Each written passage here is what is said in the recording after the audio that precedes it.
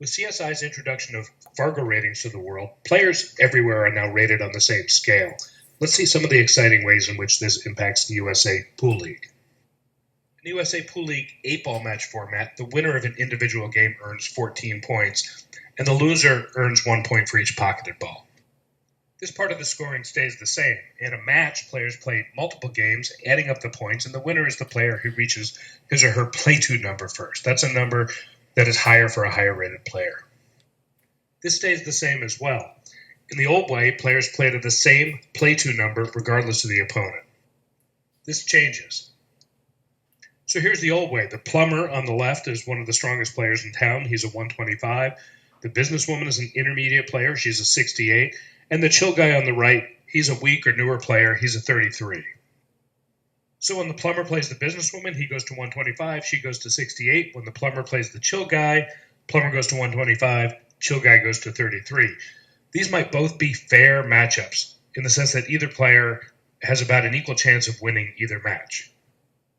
But there's a mathematical problem with this approach. If the first two matches are fair in the sense that either player has an equal chance of winning the match, it is not possible to choose three numbers such that this third match is fair as well.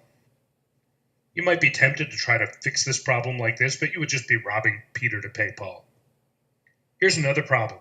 When two strong players play, they play a fairly long match. When two weak players play, they play a fairly short match. It's reasonable to have stronger players play longer matches, but this difference is too large. A third problem is, what if a professional or a monster-level player moves to town who really needs to go to 200 for a fair match against the plumber who's already a good local player? You don't want anybody going to 200 because that's way too long a match. So you give up on the idea of fair matchups at the higher end. How does the introduction of Fargo Ratings to the USA Pool League address these three issues? First, recognize that USA Pool League players no longer carry around a play-to number. You're not a 125. You're not a 47.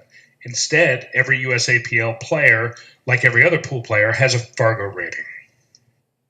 So the plumber's now a 632, the businesswoman's a 425, and the chill guy's a 302. And we can generate fair matchups between any of these players. Like that. So these are mathematically determined fair matchups in the sense that either player is equally likely to win a match. But where do these matchups come from? Well, you can consult a simple chart on the wall, or more likely, you can plug your names or your Fargo ratings into a simple mobile application. Now, when two strong players play, they can play a reasonable length match, and when two weak players play, they can play a reasonable length match as well. And when the plumber plays the monster player, they can play a fair match. In fact, everybody in the system can play a fair match using Fargo ratings.